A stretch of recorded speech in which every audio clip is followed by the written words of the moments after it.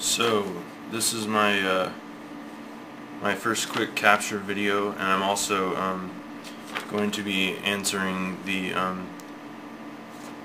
10 questions for friends and subscribers from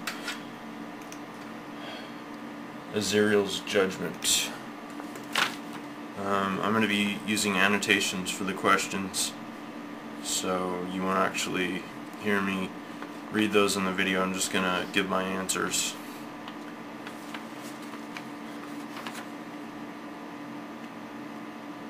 I don't think it matters what I believe about peak oil.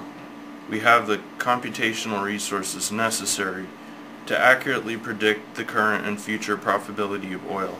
I think this is too important of a question to be left up to market speculation and personal conjecture.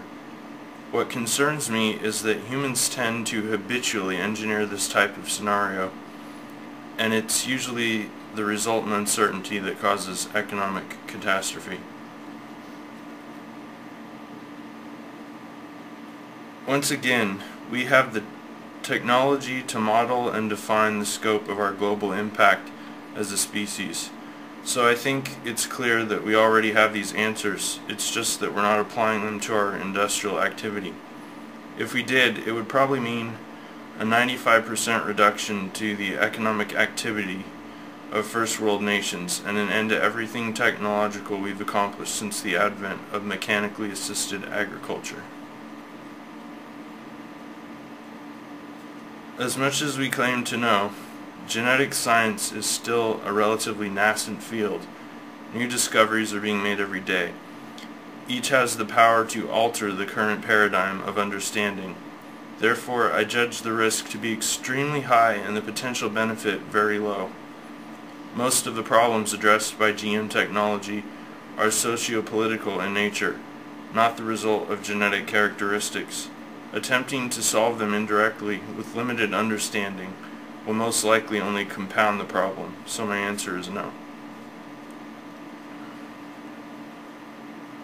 Political power is just like money. The more that's at stake, the greater the probability that special interests will actively pursue illicit methods to tip the scales in their favor.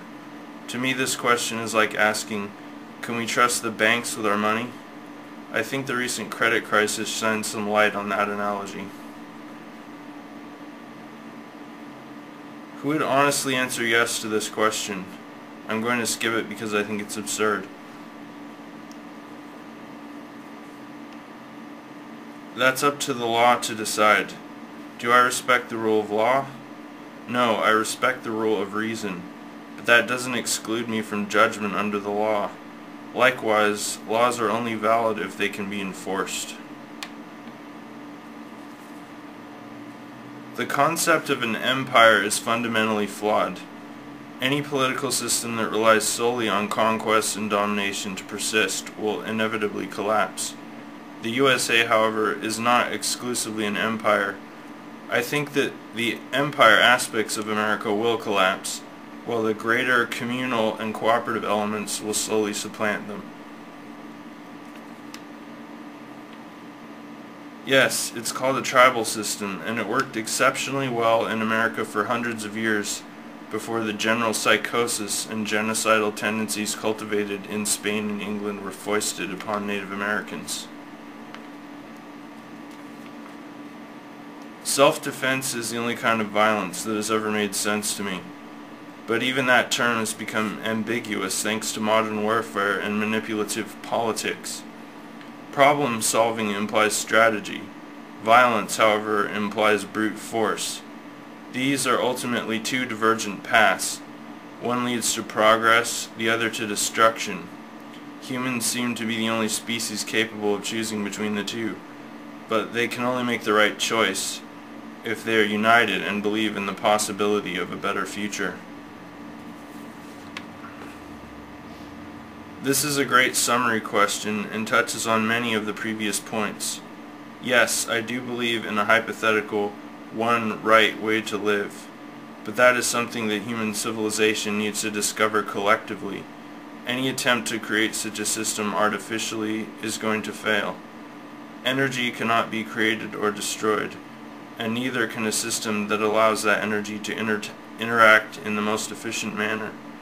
These processes will emerge organically or not at all. Thanks for watching.